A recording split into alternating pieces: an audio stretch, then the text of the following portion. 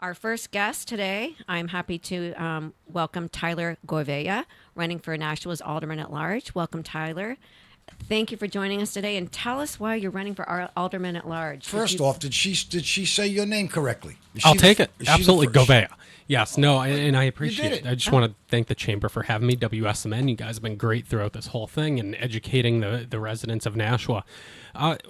I've been a alderman here in the city of Nashua for 4 years as Ward 1 alderman, and I've had the pleasure of serving them. And what we saw in the last 2 years is that the vision we were bringing to our residents and the viewpoints we were bringing, which at times tend to be a little different than what the thinking of the chamber is, was really popular. And we decided this time around we had 2 open seats open up here at the at-large position for the 4-year term. At-large meaning you go throughout the whole city, not just a ward. And I said, hey, I'm going to throw my hat in the ring and we're going to give it everything we got. And that's what we've been doing since we started this journey back in July. And it's a absolute pleasure to finally be in the home stretch here with about a little over 30 days left. I can imagine. So I got a little feedback from businesses around town. So some of the issues I want to ask you about, and you have a unique perspective because you've been on the board of aldermen, you're a city resident, and you're running, as you said, for at large for the whole city. I think one of the big issues, and they had a meeting at the library, I believe, almost 2 weeks ago, is about the growing homelessness problem in the city. And I have businesses that have told us that, they come every day and they have to clean up waste from, and it's not pleasant waste, from a lot of the homeless people. Some of the other business owners said at a meeting at the library a couple weeks ago that they feel their customers are being scared away. And I can tell you, we've put cameras in our office because we have a lot of walk-ins, and it's been a little nerve-wracking. So tell us why you think this has happened. Course. And I mean, I think what we're seeing now is we're seeing the residuals of ordinances up in the city of Concord, in the city of Manchester, that are pushing an unhomed homeless population down here, the Nashua. And it's starting to be a concentration point. And we have some really good legislation coming up. I think there's 3 or 4 pieces that all address certain aspects of it. I know I've been working with Deputy Police Chief Kenny on one that has to do with RVs parked on public property. We have another one coming in about camping. We have one that is pretty close to what we're seeing in ordinances in Manchester and Concord. That should all help kind of relieve this stress. It's a very unfortunate situation. Right now, we have a board that's hungry to do something, hungry for action. We heard the outcry from the business owners at a special board of aldermen meeting, and now we're ready to act, but unfortunately we're waiting on city staff to get ordinances back to us, and it has been like running through the ringer trying to get drafts done. And it's very unfortunate because it's looking like our board is being inactive and not responding to public outcry when it's really anything but the truth. I was just in the parking lot with 2 other aldermen last night after a Planning and Economic Development Committee meeting where we were talking about these ordinances, and we can't wait for them to come up, but we're kind of getting stonewalled by the legal department. We need to streamline to get these ordinances, get them introduced, and let's get them passed so we can at least, at a minimum, start trying to fix this issue. It's just unfortunate we're getting held up right now.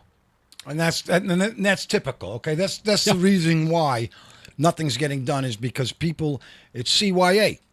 That's us, and I've always talked about that on the radio, and Dave can attest to that. That everything, most of the things that they do, they're good 98+% are designed to cover their asses. That's the first thing that they care about. All right. So what does that mean? That means if we do this, is there going to be any ramifications coming back on the city because of it? Is there going to be a lawsuit? Is there going to be this? Is there going to be that? I mean, we had these discussions years ago. Absolutely. In the ice cold when people would be laying down and I had to step over them to get into the building. Yep. And I actually woke them up and brought them in here because who wants to be out there when it's 20 degrees? So evidently there's an issue, but they didn't want to remove them because of their rights or being sued. That's why they didn't touch them. Well, we're beyond that right now, and he just said it. The legal department. Everybody hear that one? The legal department. Do you think the mayor likes this? I have him on me every Thursday. You think he likes this? He don't like. Everybody thinks he's oblivious. He ain't oblivious. Believe me. His hands are tied. But I've told you before, and told everybody before the homeless got out of control, was if you guys could take the handcuffs off the cops, they might be able to do the job that they want to do, and they cannot do it in a lot of aspects, not just that one. Yeah, and I think what like I said, we're seeing the residuals of ordinances in other cities in the state that are working.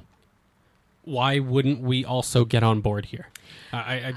I spoke with Bobby Bagley on Friday. Now, I believe, as I asked Dave, there was a public hearing at the library a few weeks ago. There were two of them, I believe, and a couple business owners.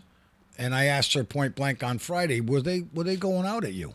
Well, they didn't mention my name, but I know who they were talking about, she said. I said, well, what's the answer? One of the answers, and they believe me, they have them. They don't have any place to put these people. Well, the facilities, therefore, to help them in the help that they need. They don't have it. So when you have that equation, what are you to do? If I wanted to become mayor, or you, or him, or Tyler at some point, what are you going to do? You're not going to do anything these other people aren't doing because you can't. They don't have the facilities to help everybody, whether they have mental disabilities or whatever it might be. They don't have enough. They don't know what to do with them. So what are we doing? So the police now, in the last 2 weeks, according to the chief that was on the show and the mayor, we've got a patrol unit like we used to. Mm-hmm. And it's basically the move along unit. That's what I'm calling it. So what do? They move along, and they go from here over to Spring. I would tell you what I would do is if I was in that position, I could tell you I would not be handcuffing the Board of Aldermen and slowing it down with more bureaucracy. I want solutions. I've been an alderman for 4 years in Ward 1 who has rolled up the sleeves, got the job done.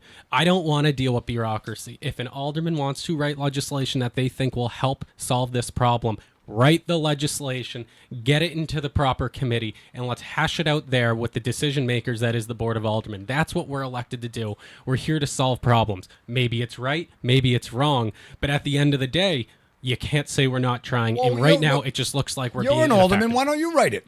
We're trying. I'm co-sponsored on these pieces. I've been a co-sponsor with Deputy Kenny, and we talked close to a month ago about this.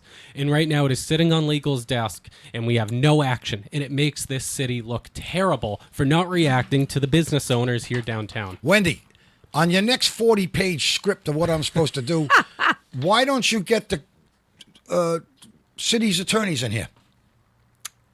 Right now. Call them up. Dave, for one of our shows, on my Friday show or whatever, we need to get them on.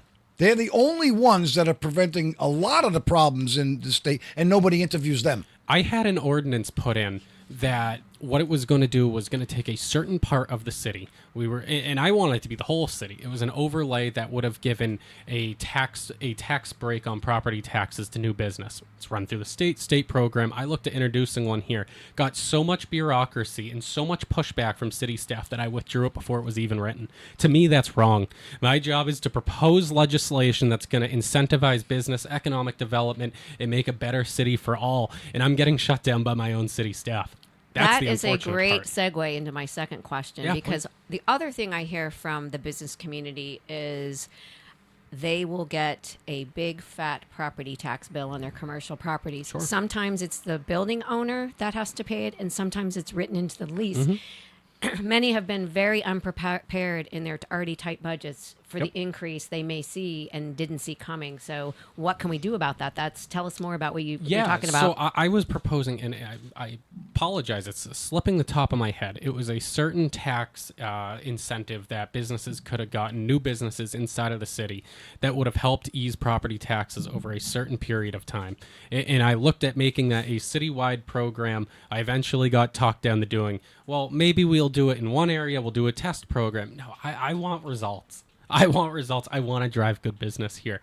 And you know what? It got to the point where everybody was just crossing wires and we couldn't get anything done. We couldn't even get it on paper.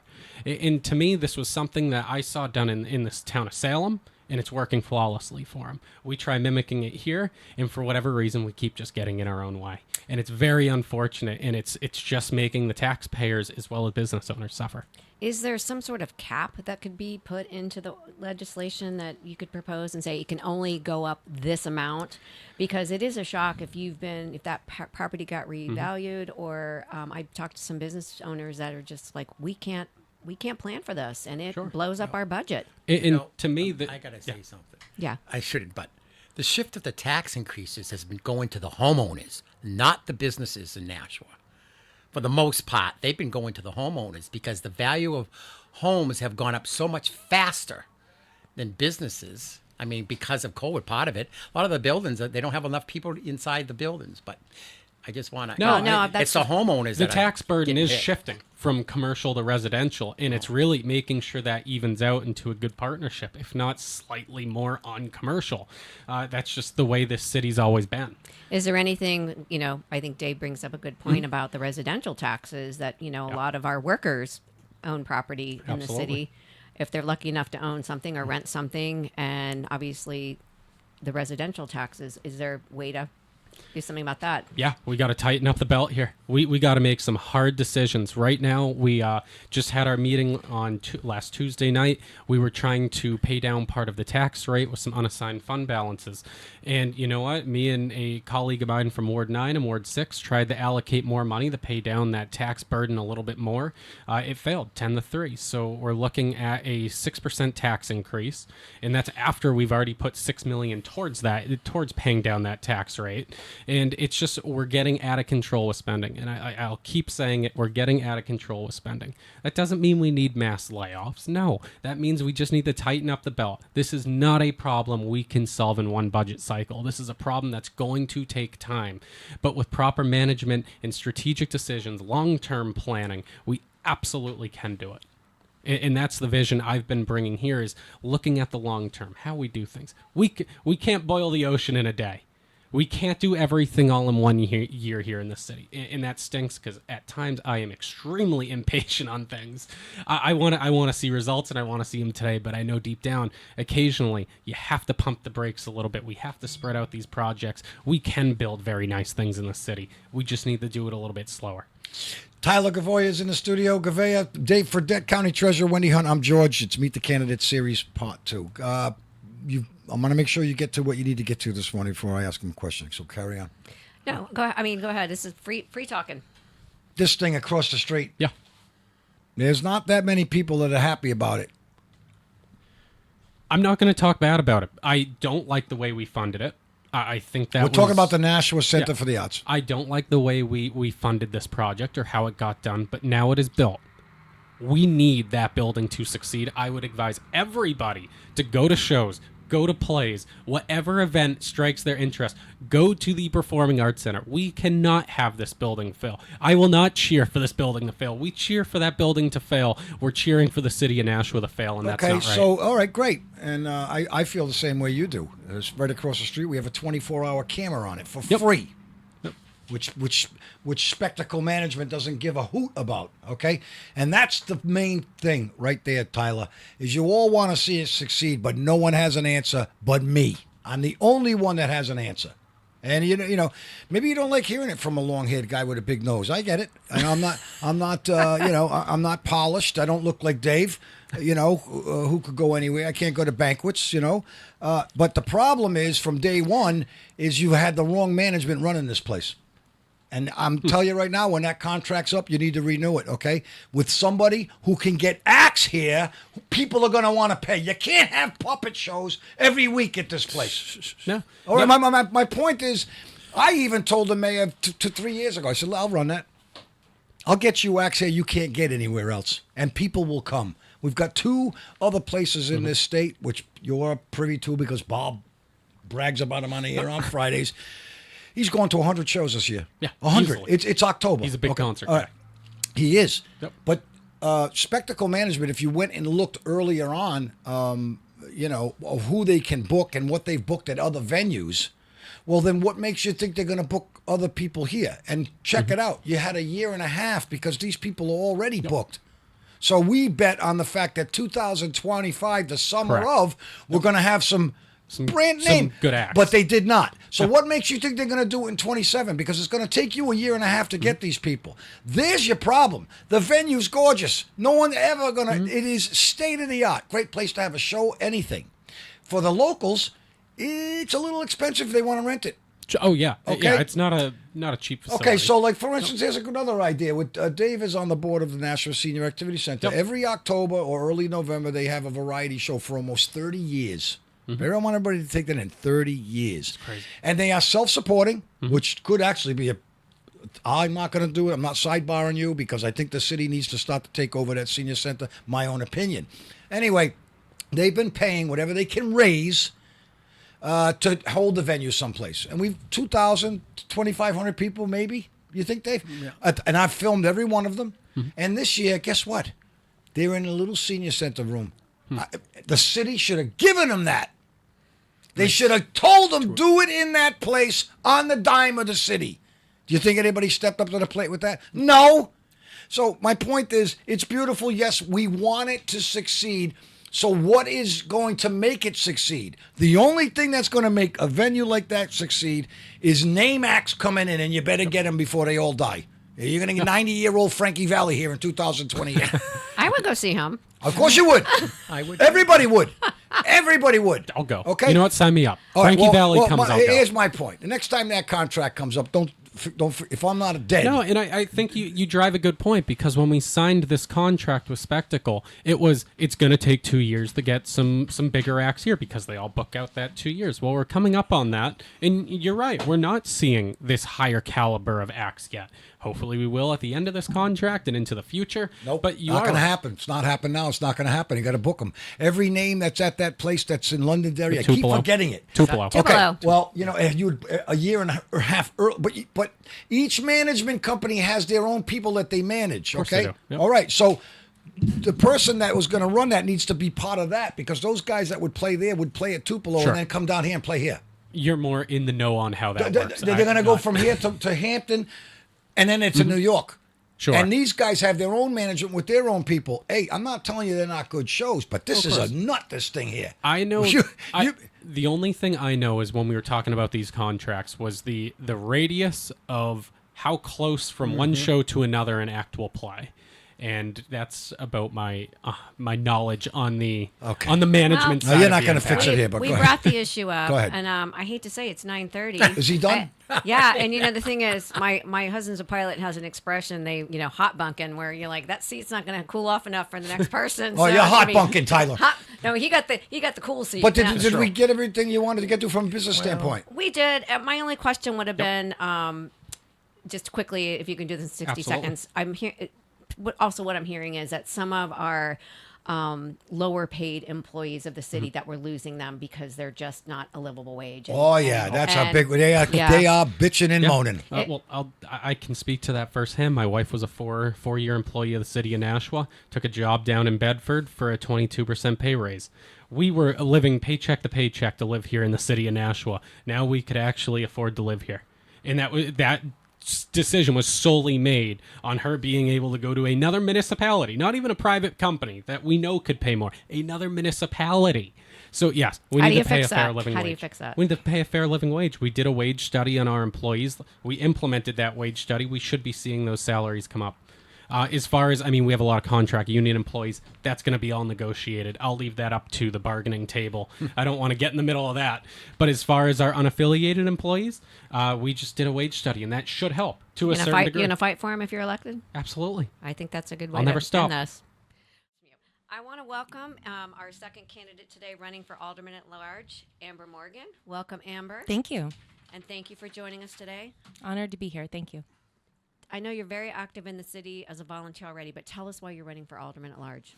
It's a good question, and it's not one I took lightly. I actually took a couple years to decide whether or not I would run, and in previous years it wasn't the right time.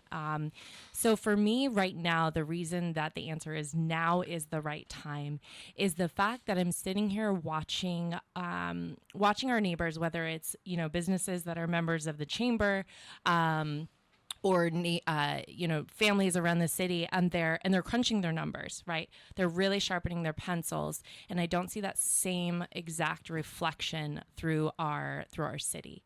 And we need a government that moves at the speed of its people. We can't take years or decades to solve problems. We have to face them now. We can plan for the future, and that is our job. But we also have to solve the problems that are happening today, for today, not for 30 years from now. So when I chaired Imagine Nashua, which is Nashua's master plan for the next decade, I got a glimpse of what we can be and really saw that Nashua's best days are still ahead of us. And so I don't know if this one of your questions is, why should somebody vote for you? It's my least favorite question because I can't speak on behalf of somebody else. I would never claim what matters to you, Wendy, or to you, George, and what's important. But I would tell you, what I would like you to vote for me if it matters to you. And one of those things is Nashua's best days are still ahead of us. That is one of the best things. And so that, for me, in summary, is why I'm running. That's a pretty great answer. Okay, thanks for coming, Amber. We appreciate No, it. it is. I was like, wow. I think we're all set nice. now. All right. I love- Who's next? No, I love that positive answer. All right, That let's was talk a little bit about your great. business. You are a Yeah. business owner in Nashua. Your Yes. husband's a business owner in Nashua. Yes. That's a handful to begin It with, is. and then to jump to this And a 1-year-old. and a one Beautiful. Yeah. 1.5. 1.5. Yeah. Beautiful. boy or girl. Girl. Okay. Kenzie. Well, let's go on with the questions that you need to ask before I. Okay. Well, I know because I was unable to. I had a board meeting 2 Thursdays ago when you all met at the library. I think it was a special Yep. aldermanic meeting Yep. about the homeless problem. And I know I thought when I listened to the video, the whole hour and a half that night and the next day when I got home, you were very well spoken about the situation. So I don't know if you want to share that because it has personally impacted you. It has. And so I want to take it a step back. And there is has been, and I don't know why, maybe you could help solve this in the long term, is there seems to be a weird disconnect between our aldermanic chambers, our city government, and our business owners. And I don't know why. And so we are having we're in our own businesses 9 to 5, 9 to 9 most days. And so we don't necessarily know every single agenda that's coming up before the Board of Aldermen, every single subcommittee and committee meeting and what is happening and what's being discussed. We rely on our aldermen to filter that information back, to say, here are the problems we hear you saying, here's what we're doing to solve them. And so, business owners have time to go into another business that they think knows everything and say, hey, what's going on with this? And you experience this at, after hours or whatever. And so I had a lot of people coming in saying, hey, are you, I had somebody come in and steal my tip jar. I see them outside shoveling off their back steps from whatever human fluids are there. And so we all started to have these conversations with each other. And one other question that people would say is, I'm tired of seeing people sitting on benches. That's not illegal. It's not illegal to sit on a bench. Anybody can sit on a bench. George can sit on a bench. You can sit on a bench. And nobody should call the police on George sitting on a bench, right? Like, we can all agree on that. And so the meeting was pulled together with downtown business owners a couple weeks before the special Board of Aldermen meeting to talk through really safety, right? And saying, here's police's role. Here is what they can do. Here's what you say when you call. Because sometimes we call and we actually don't know what we want. Or we don't know what legally we can have, right? You can trespass somebody from your business, absolutely. But you can't trespass somebody from a park bench. And sometimes if you see somebody that is just yelling and screaming, but they're not causing an actual issue for somebody, then police are going to take a while to respond because they may have something going on at the other side of town that is urgent. So the first meeting we had was to talk through that. It was language to use, how to use safety for yourself, your business, your employees. And also police had said, hey, we hear you. We really wanted feet. We wanted foot on the ground. I was like, I don't care if you're riding a horse, a hoverboard, a bicycle, skateboard, whatever. Go just be on foot, because what you experience in downtown on foot versus in car is very different. And so the police had committed and said, you know what? We hear you. We're going to do it. And so they are adding patrol from 7 a.m. to 11 p.m. 6 days a week downtown on foot or bike. And that was fantastic. And then the mayor was at that first meeting that we had at the library. He listened. He didn't speak. And at the end, he said, I didn't realize how bad this problem was. I have to leave now to go to a Board of Aldermen meeting. At that Board of Aldermen meeting, he spoke and said, I just met with this group of business owners. Here's the problem that's happening. And then from there, Inklink article came out. WMUR picked it up. The mayor put forth a special request for the Board of Aldermen. It all happened really fast, which is great because we are just talking about how we need to move quickly to solve problems. But there was a breakdown in communication with the aldermen that were in that meeting. And so what you saw was their frustration, and the frustration that they had about not hearing the problems before, or the fact that they've been working on these issues for decades and haven't been able to get anywhere. I don't know what that bottleneck is or why they aren't getting there, but what I will say is if you keep doing the same thing and you're getting the same results, then it's time to either tap somebody else in or bring somebody else in to have that conversation or try a new method, right? And so what we have seen come of that, and I know you just had Tyler on and he was speaking about some of the pieces of legislator that he has going forward, but coming from that meeting is now an urgency. And so whether it was already being worked on or it wasn't, we now have a sense of urgency to move forward. And in that meeting, there was a misconception of business owners saying that we're special and we should be treated differently, and it's not the case. We do have a voice as well, and we just said, you heard what I said, you said I was well spoken. What I said at the end very specifically was, how can we help? Whether it's using our voice, whether it's showing up for legislation and speaking on behalf, whether it's reaching out to our congressmen and congresswomen, what do you need? How can we help? And that was the takeaway that was meant to happen at that meeting. All right, let me reintroduce everybody, please. Wendy Hunt, President of the Nashua Chamber, Dave Fredette, County Treasurer. I'm George. Amber Morgan's in the studio. She's running for Alderman at Large in our Meet the Candidate series, number 2, thanks to the Nashua Chamber. Well, you said it very good. And this has been a problem for years, and it's not just Nashua. It's the state and the federal government that needs to also, play a role. Yes.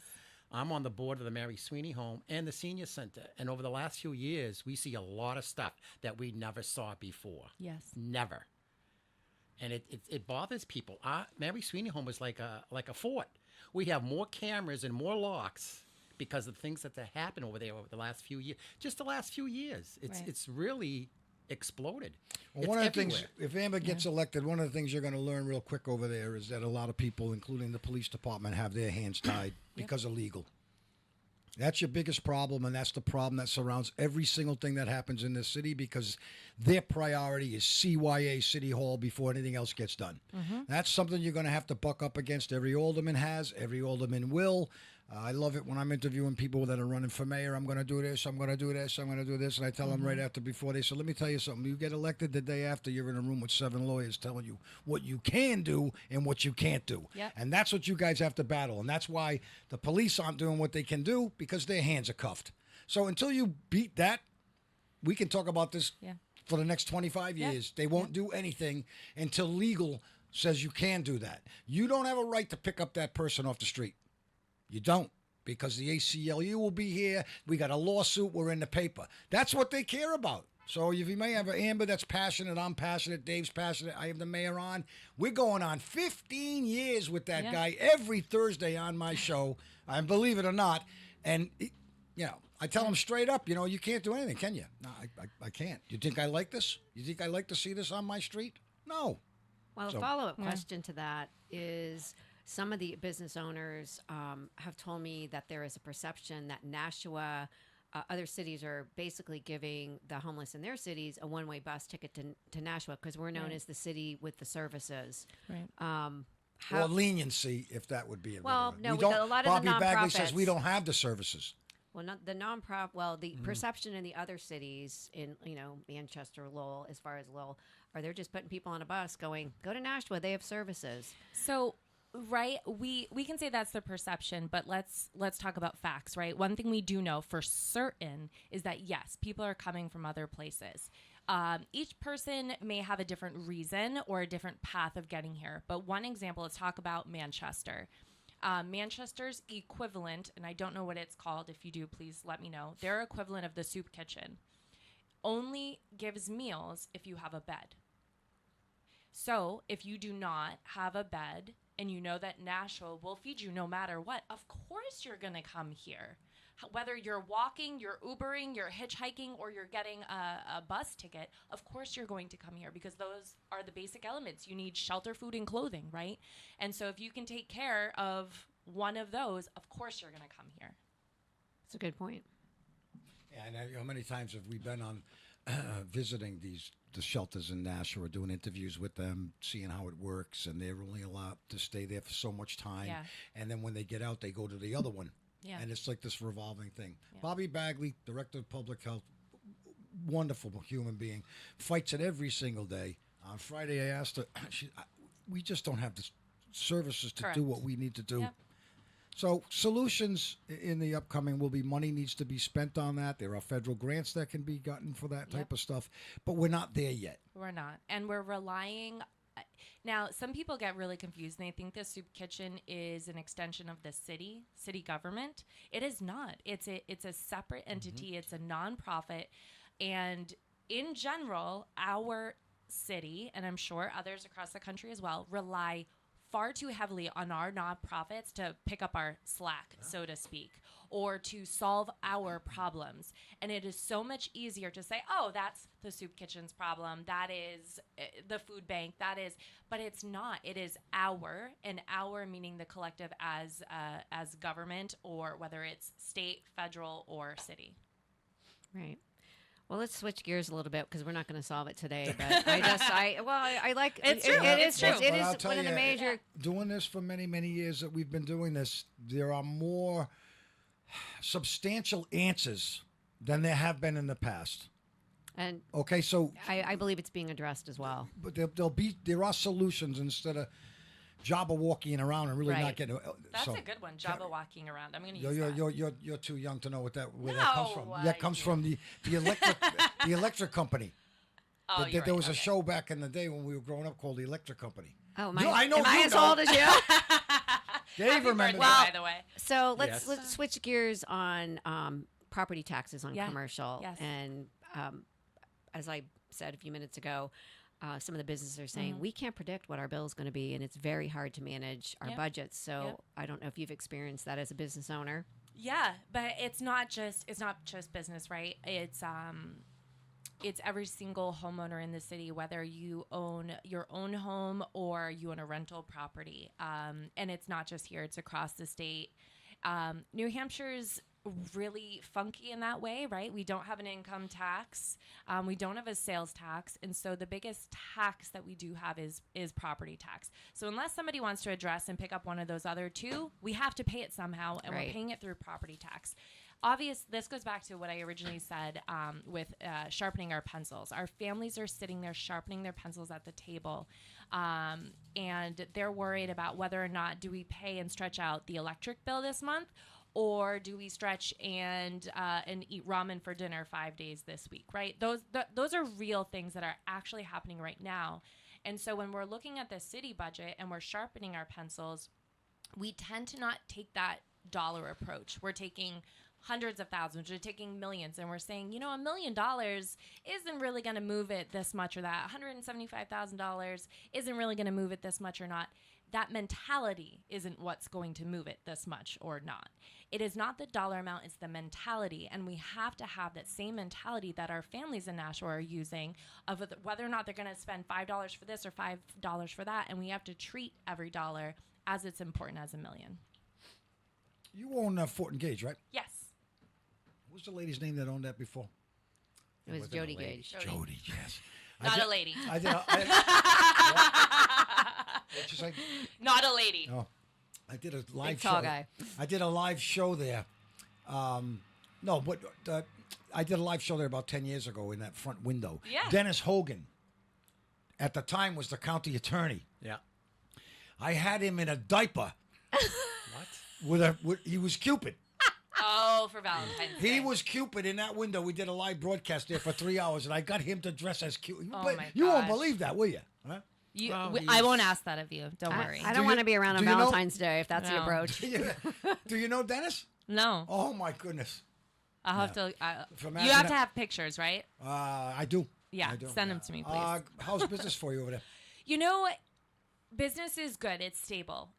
We've had a lot of funky problems come this year. The tariffs. The tariffs were really interesting because our community pulled together. Our community being flower growers and distributors, and because there was so much fluctuation and they didn't know literally day to day what was going to happen. They didn't want florists to stop buying, so they split the cost.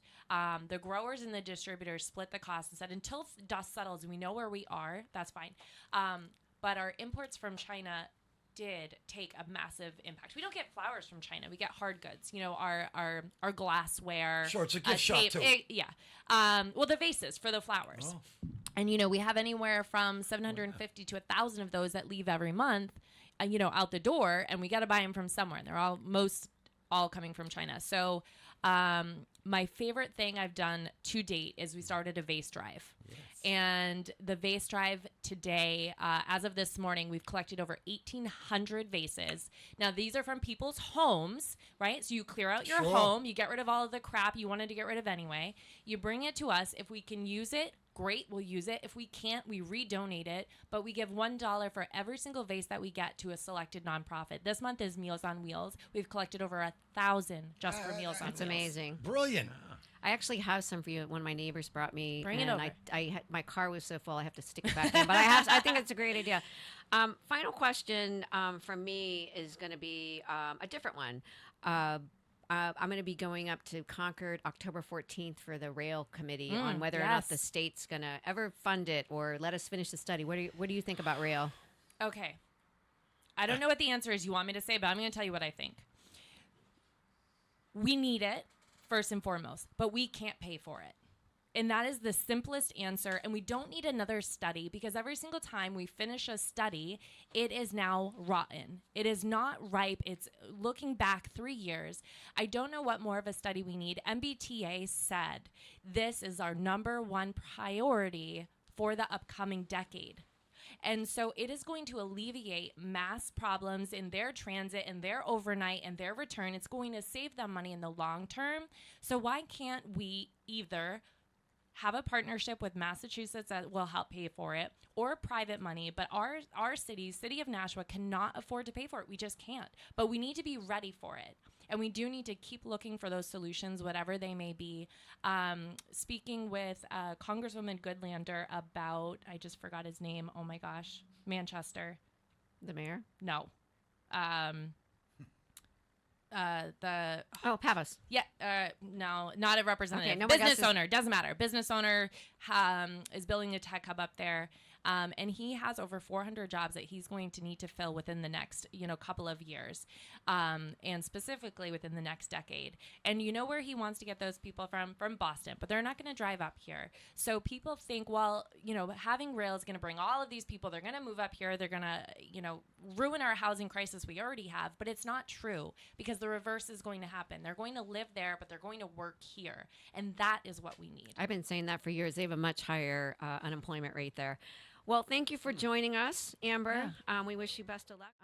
Two-term alderman at large. Why are you doing it again? It's got to be a lot of work. It is a lot of work, but I'm doing it again because I love the city. The city is my home, and the first time I ran, I had no idea what I was getting into, probably for the better.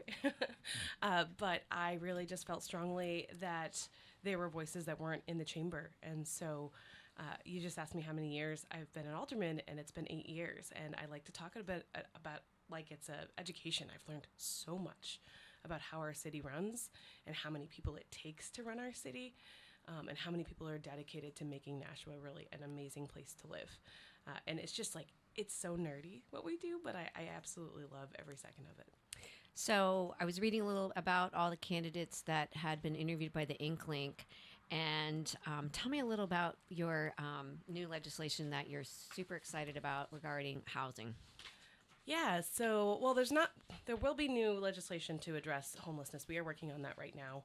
I've been on the phone nonstop since the meeting that we had with the business owners, trying to figure out what we can do from a short-term and long-term situation. So short-term solutions, I've talked to a bunch of municipalities across the state. What are you guys doing? Because Nashua's not the only city that's dealing with this. This is a nationwide problem. We have a housing issue, and we have a lot of other things that commingle with that, including substance use disorder as well as mental health. So everybody's dealing with these issues, and I think it's really incumbent on us to look outward too and see what's successful in other places and what made it successful. There are best practices there. I am on the soup kitchen board, so I will be coming out with a piece of legislation there, and I've been talking a lot with internal stakeholders as well. But the piece of legislation that I mentioned to you before we got on that I was really excited about, one of the ones that I've been most proud of as an alderman is the Affordable Housing Trust Fund. It was pivoted in name to the Housing Revolving Fund after we did months and months of work on how we were going to lend out this money. So basically, we put this legislation forward to establish the trust fund, and the idea of the trust fund is to help get more affordable housing in the city. And then the funding source that came forward was we took $10 million of ARPA funds into that. That's not enough money to do a single project. It's gap funding, right? So, okay, you're putting a project together and you want to make some of it affordable. The margins on affordable are really, really tight. So this is an opportunity for us to help incentivize more affordables in projects. So we've to date already put it out to a number of different projects. But that money is solely for that purpose. And the committee itself worked for months on a rubric that really goes through what are the things that are important to us and incentivizing things like, more the AMI, at different levels, you would get extra points for that. People who are, in Nashua or are minority-owned business get extra points. So we really spend a lot of time on that rubric to say, this is a way for us to form policy around housing in the form of grants and or loans. And that's why we changed it to the revolving fund, because we can grant out, like, for example, we gave money to the Front Door Agency to do a landlord incentive program. Now, that's not necessarily creation of units, but the idea is that they will go out with landlords and be that in between and then open up more opportunities for people with vouchers to get into, because the voucher, I always talk with my hands. I do that on here every time. I always try to position it, and I always I knock hit it myself, so and don't I'm worry like, about it. hold my own hands. But the idea there is that it's not creating new units, but it's opening up units that may not have been available to people with a voucher. So that's one program. And those are grants. So we can say, okay, they're a nonprofit. We're not going to expect them to pay it back. But in talking about how do we keep that fund funded, we were like, okay, in opportunities where the tannery, we are giving money to the tannery, but they can afford to pay us back with some interest so that we can keep the fund healthy. So that's why it changed to revolving fund. It wasn't because we're not doing affordables. It's not because we're suddenly doing something nefarious. It's because we wanted the ability to keep that fund healthy. And so that is what is going on with the Affordable Housing Trust Fund. I could talk about it for my entire time, but I think that is a long-term solution. In the short term, we've heard the businesses. We understand that bathrooms is a piece that we're thinking about. We're looking at the cost of that. Where do these people go during the day? That's a piece that we're looking at. Is that a pilot welcome center? What are the funding sources for this? Can we look to the state? I know that there's a piece of legislation that went through to help specifically with homelessness. So I asked for a special board of aldermen, which we're going to have in another week, I think the 9th, to talk through it, because what I want to see is that every alderman is, we are, I think Amber said, everyone's motivated because it was brought forward to us. And I'll be honest, like I was frustrated with myself that I didn't know this was happening. I used to be downtown, I was right next door to you. For the first 7 years of my business, and now I'm outside of downtown, in front of Milliard Bank, and I love it there, but I don't have the same connection, and I didn't realize how much it had blown up here. So every alderman is coming up with ideas and solutions and wanting to bring legislation forward, and I really wanted us to come together and try to put something cohesive together so we don't end up with 10 pieces of legislation that are fighting each other. So we're having another special board so we can talk about it, because we're not allowed to talk about it outside of the chamber. And so that is the intent of that, is let's talk through it. Let's hear what the ideas are. What are the people who are in these roles who do this, who know the best practices? What are their suggestions? Instead of just reacting and being like, yeah, we're going to put a bathroom and that's it. I personally don't think that's going to fix the problem. The problem is bigger than bathrooms. Now, will that help? Perhaps. But there's a lot of other pieces to that pie, because I'm a systems level thinker, that have to be addressed before we just say, oh yeah, bathroom's great, we're done. Or ban camping, and that should fix it. I don't think that that's going to be the solution. So I really push for us to have a meeting where we could sit down and talk through it and hear from the people who this is their job, this is what they do. And that's what we as aldermen should be doing, is the heads of our departments, the nonprofits that help us work. They're the ones who are subject matter experts. We are not. So we did hear there was some legislation already, but it's on the desk of legal of the city. I'm not going to bash anybody, to talk about the RVs and the tents. That meeting that was held a few weeks ago at the library, excuse me, about what, not just because I work downtown and I'm aware of the situation, but I didn't realize how bad the Mines Fall situation had gotten. And as a mother of a daughter that ran cross country there for years, I understand a lot of the kids can't because it's dangerous. Yeah. So what do we do about that? Yeah, and I've had a lot of conversations about that.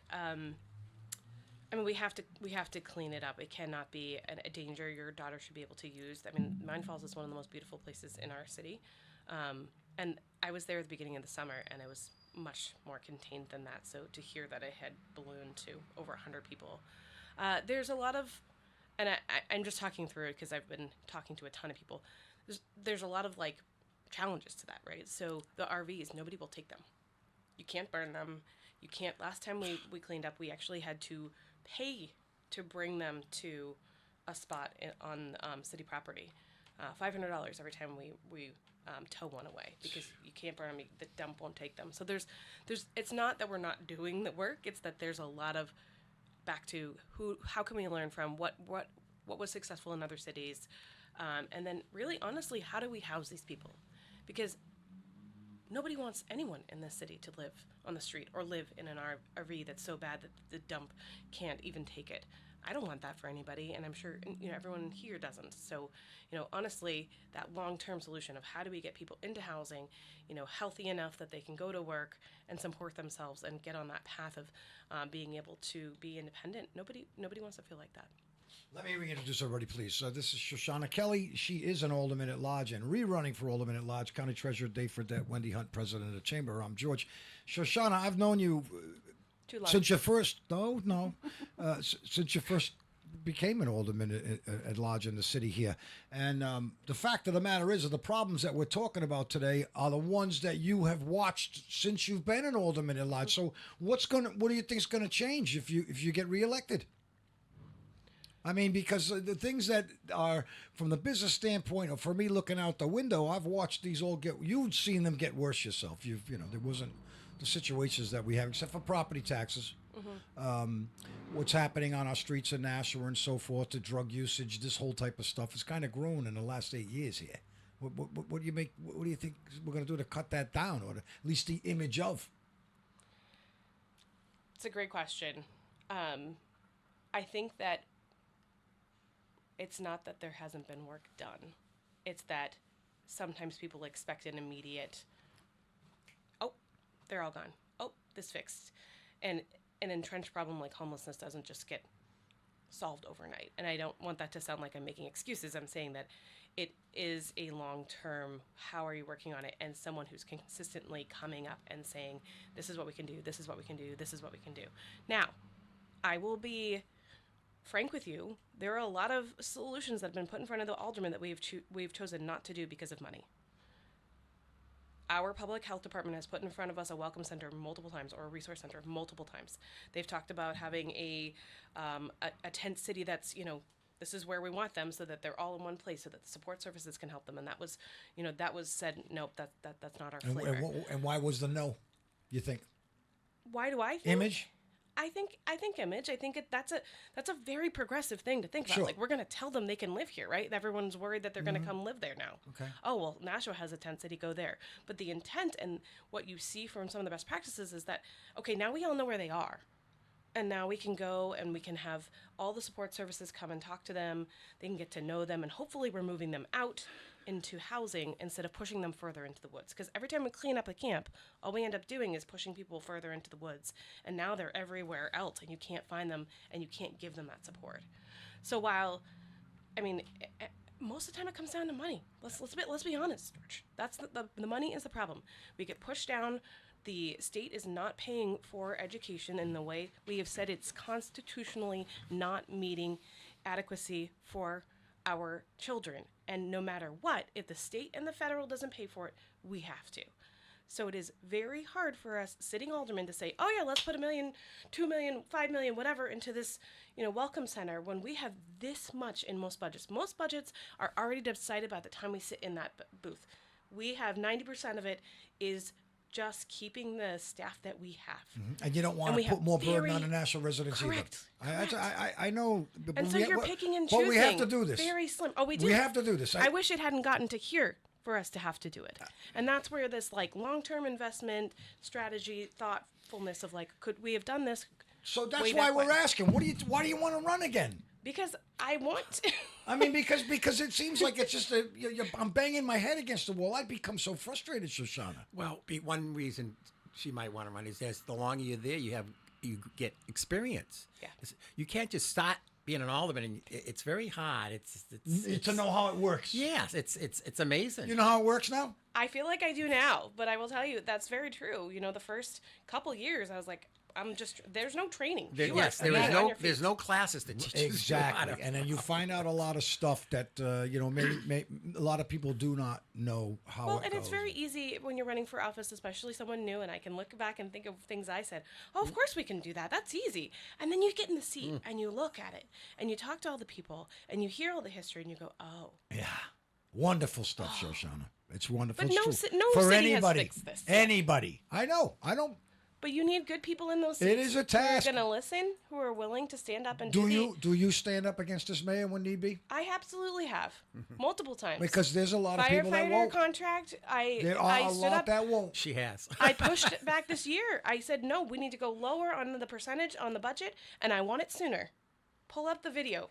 I was not pleased. I said, nope, we need the budget sooner because I'm not going to be pushed into a budget that I have to make decisions on overnight because you waited 3 months to give it to me. Now, you used to be aggressive from my memory. When I am still aggressive, George. Let's go. People are attacking me today. I'm feeling, you know what, my feelings, I'm getting pounded today, Dave. I really am. Well, now you know how it goes. Shoshana, what I meant by that is you used to be very aggressive during the campaign season, and I don't see any signs. I don't. What's going on? Signs. I'm just saying. Isn't that a song? I don't. Don't. Do you agree? It's a little lax on Shoshana's part to be out there like you normally used to be, or what's is this strategy? It is not strategy. I'm out knocking doors. Signs in my mind. I mean, there's an adage that signs don't vote. I actually, you want to know the real answer? No, Signs I'm here are to. The answer is I am neurodivergent, and signs are a logistical nightmare. So he tells me he wants one, and then you text me one, and then there's one in my Facebook Messenger, and then 2 people filled out my form, and then I got to put it all together, and then I got to go drive them all around. Oh, so how are you campaigning? I am knocking doors. I'm here. We had an event at Lincoln Park last week where we talked to parents. You'll be at the library in a couple weeks. I'll be at the library in a couple weeks.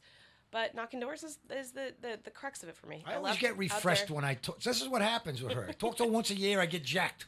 I love it. It lasts I me love for the rest of the campaigning. year. I feel a little sad that you think I'm not. I'm out knocking doors. I've seen her everywhere. The word is It's percent. true. Well, you're the president of the chamber. I'll put my signs out, okay? No, Will you put one I in don't your wanna- window? I gotta No. say on the signs. You'll pay for situation, that.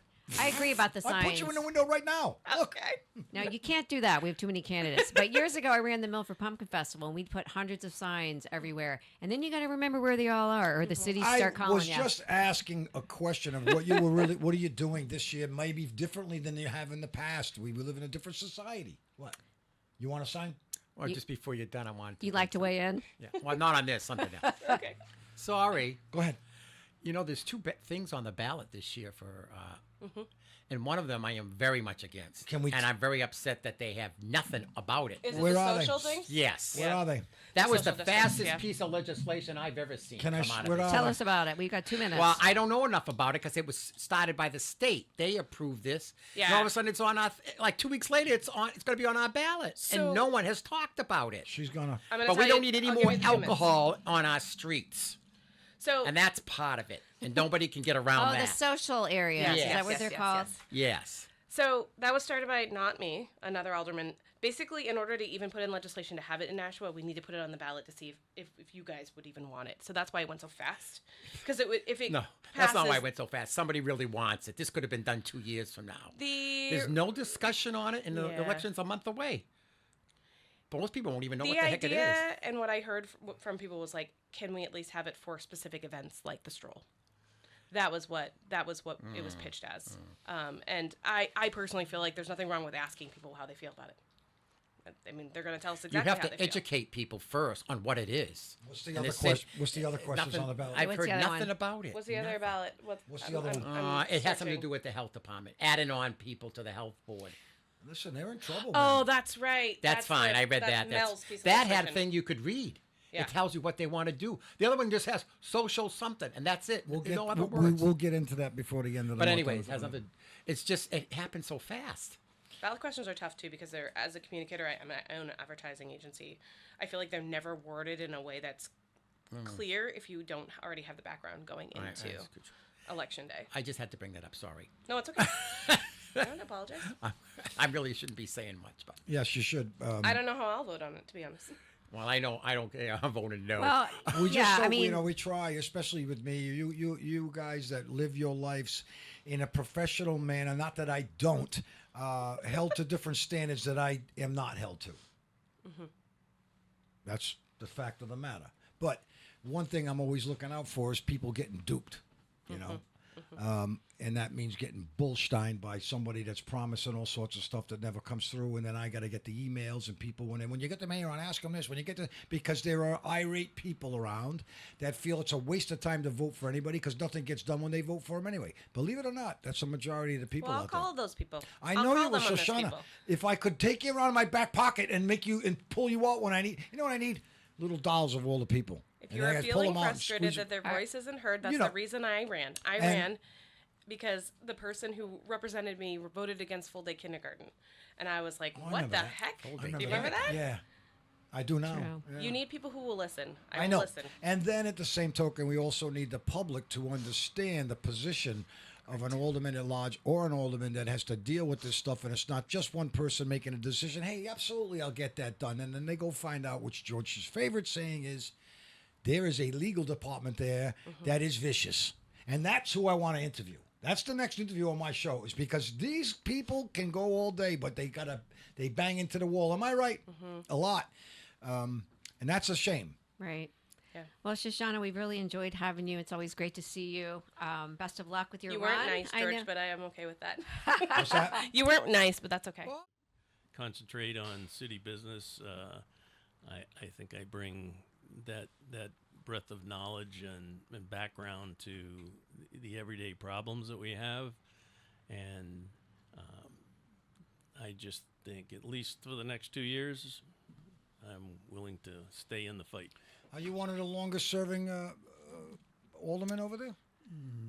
He's got to be up there. Come on. Laurie is pretty close, Laurie Wilshire, but yes, I've been 14 years as an alderman from Ward 2. I've been serving the city for 46 years. Wow. Longer than him. Oh, yes. No, Well, not Yes, if he you count. had- Not if you count when he's working for the city. my work and you add yeah. But anyways, Rich, how come you never wanted to run for alderman at large? I thought about it this time, and I there was some good candidates running, and it's a 4-year term. I'll take it 2 years at a time. What are you most proud of right now? Right now, You've had a long career. there's a lot, but the most recent thing I'm proud of is making sure that every one of our schools in Nashua is the safest in the country. We have done everything we can to make our schools safe, and a lot of the safety things we can't get into, but they all now have security vestibules, direct TV communication with the police department, and where necessary, bullet-resistant glass, bollards in front of all of the doors. So if you just saw that church that got damaged, they went the car right through the front door. Can't do that at our schools. So, it's critical to me that our children can go to school, learn, and be safe, and the parents feel safe sending their kids to school. So that's one of the things I'm proud of. The other thing recently is I sit now on the Capital Improvements Committee, which, by most aldermen's opinions over the years, was useless. We redesigned the whole system, and now we can provide better input to the mayor and the board of aldermen. We've also recently enacted. We had an ad hoc committee which is going to go ongoing, and we're now planning our bonding out 5 to 10 years. And the CIC now fits into that plan so that we know what's important and what needs to be done now and what can be put off into out years. When we were doing 1 year planning, that doesn't work, never works. So I think that that's critically important. A lot of the issues everybody's bringing up, social media on here this morning, when people aren't on here and we're just doing talking, it all happened while you've been at the helm, though. So, I mean, like, Yes. yes. Well, I'm not the mayor. Well, you're not the mayor, but you are. My point is, this isn't anything new that you're listening to. These types of problems. So it's like, No. are they ever going to get fixed? And you Can have- anybody fix them? Yes, they can be fixed. And I mean, it depends which problem you want to tackle first. But as far as the downtown, we are taking actions now. There's legislation coming before us to make it easier to take care of some of the problems downtown. The downtown problem is a multifaceted thing. We have people that are homeless. That's one solution we have to work on. We have people that are addicted to drugs, and they need to go someplace where they can get the help they need. So we need to be able to provide them that help, send them to those places. And if it's just criminals, well, they can be arrested. The problem with, like at Mines Falls, I'm one of the liaisons to the police department, and I do go to most of the meetings. But they have their hands tied. If they go down to Mines Falls and they arrest somebody and they bring them down to the police station and fine them $1,200, they don't have 12 cents. So they're out in the street in 5 minutes. The police are getting frustrated. It doesn't do any good to arrest them and bring them down the station because they're going to be right back where they were 5 minutes ago.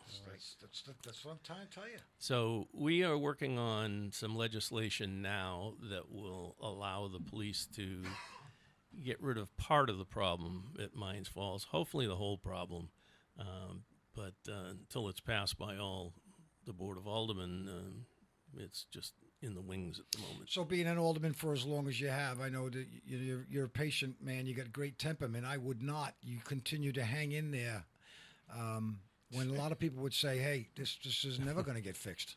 Yeah, I mean, come on. Yep. This is why you got 16% turnout. What is it? Voter turnout. What's the percentage? Probably about that. It can be pretty low, and it's necessary for people to get out and vote, and that's important. Because, if you are going to have issues with what's going on in the city and you don't vote, how do you square that in your own mind? They feel that they do vote. They don't get them taken care of anyway. Yeah, and I also heard talk about when we vote on things at the Board of Aldermen that everybody agrees with everybody. At the formal Board of Aldermen meetings twice a month, whatever we're bringing up's been the committee, sometimes several times. And that's where all the discussion is, and that's where all the compromises are, and that's where the decisions are usually made. And when it comes to the full board, it's already been fully discussed, and especially if it's unanimous, then all the questions have been answered. And a lot of people don't know the process. Right. Exactly. Do you have any problem telling him why he's wrong? When he's wrong? The mayor. Oh, not at all. Okay. He and I have discussions all the time. Well, I mean, that's important to know. And trust me, he'll tell you as well. If I don't think he's doing what's right, I'll tell him. Wow. And if I think that something needs to be done, I'll go and see him and tell him that we need to do this. So Richard Dow's in the studio. He's Ward 2 candidate. Wendy Hunt, Nashua Chamber. This is the Meet the Candidate series. Dave Fredette. I'm George. So I liked what you were saying about all the improvements that have been made, because it's a very pretty city. And one of my favorite places is, drive downtown in the morning. I'm so proud of how beautiful it is. over the years. I've lived in New Hampshire going on 23 years now. And it's a beautiful city. And Mine Falls, I had a daughter that ran cross country for years. And it really bothers me when I hear the businesses talk about the downtown and what's happening with the homeless problem. And as you're saying, the encampments at the police, their hands are tied. So I know the legislation has been sitting on the desk of the legal department. How do we streamline that so that you guys actually get to do action on what you've voted Well, here's in? a better question, Rick. How do we get rid of the legal department? Hey, wait, I'm a lawyer. I mean, because this is 99% of your problem over there. Yeah, I went to Naval Justice School, Naval Justice School, and was a military officer, legal officer. So I do understand a lot of the legal issues. My father was an attorney. In fact, this area right here was his office for many years. Right here? Right here. In this studio? Right here. This whole strip down there. No wonder I'm haunted. Yeah. And my father was a lawyer and a judge here in Nashua. Oh, for many boy. years. So, and my uncle was a judge as well. Well, then there's your problem. So, but trust me, I have discussions with the legal department quite often, and sometimes we agree and sometimes we don't agree, but they are in the end in looking out for the safety of the city, and they also get inputs. They get inputs from the mayor. They get inputs from risk management. And, Oh, that's George's favorite. and you know, they have to try to balance all that and work with Alderman on legislation. The balance is protect us first. That's the flag that should be flying out in front of City Hall. I am remaining Protect us first. very neutral on that. Any comments from that? Stay away from it. You don't have to. But this is what the reality is when you're talking to people outside of a political candidate or in a business setting. When I talk to everybody under the sun, that's what they know the issue is right there. Protect us first. That flag waving outside City Hall. Well, That's why we're not scooping up people with shovels off of downtown Main Street, Dave. Okay? yeah, unfortunately, we have many people that sue us on a There repeated you basis. go. I know. And fortunately, we've won a vast majority of the cases. We do have a good legal department when they go to court. They're very strong. But if we lose a case, that impacts taxes. That impacts everybody in the city of Nashua. So we have to be very careful about what we do. Have to stay strictly with the law. Double-edged sword. Right. It's a double-edged sword. I know it's not. It is. That was my next question about the other things we hear from businesses and residents are about that the taxes have gone up and they're having to make choices in their homes of, you know, am I going to do this or am I going to pay my property taxes? So how can we tell them relief is on the way? Well, and in my answers to some of the questions that were put out by various groups,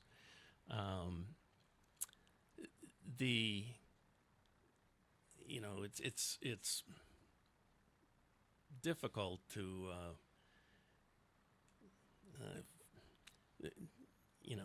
answer that question. There's not just one answer for it. That's well, why. No. They're just asking for relief, and so I'm just saying. So if you had to do a broad stroke. you know, I know. as budget chair for many years and budget chair on the Board of Ed before that, and managing programs at BAE, I'm used to working with budgets, and I know the budget book inside and out. By the time we're done, I can almost flip to a page where an item is in the budget.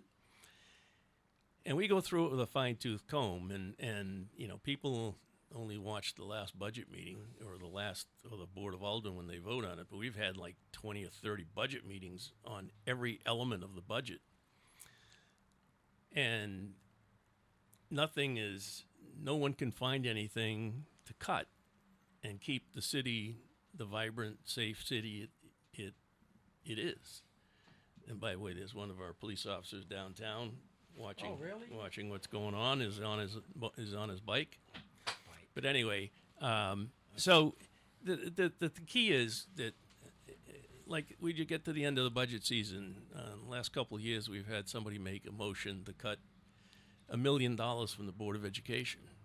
Well, they've already cut their budget to try and get as close as they can to the mayor's requirement, and you know, they're under heavy burdens with requirements for having ELL teachers driven by the federal government, they're under mandates to bus students even to the non-public schools. The bus company went way up on prices.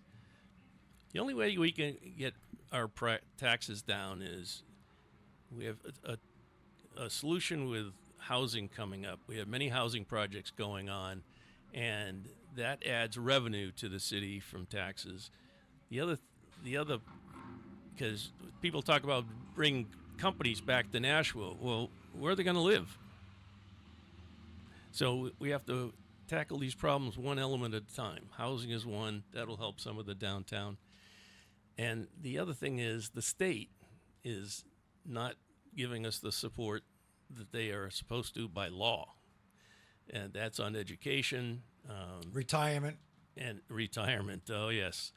You know, the state retirement fund, when they established it, said the state was going to pay 35%. They reneged on that promise, my friend. It went down and down, and now it's zero. Is the governor trying to reinstate all of that, though, or is that not working? Not that I'm aware of. That happened years ago. No. So that's one of the I thought biggest. that was part of one of her platforms she was running on, so maybe She did, but it hasn't happened yet. They got some adjustments for police and fire.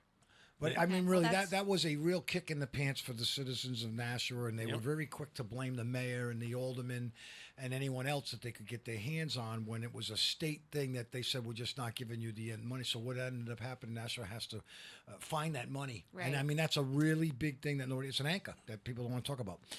By the way, 2 years ago, Alderman O'Brien, when he was serving in the House, passed legislation where they got the state to pick up 15%. That lasted 1 year. How's he doing? Good. Oh yeah. He had a hot, yeah. He had a All right, Rich, I want to talk to you about that right there. We're going to have to leave it right there. No! 1 minute. 1 minute. We're at our next. Your mic's off. Listen, is that costing the taxpayers any money? It's a No. disaster. Huh? And it's not.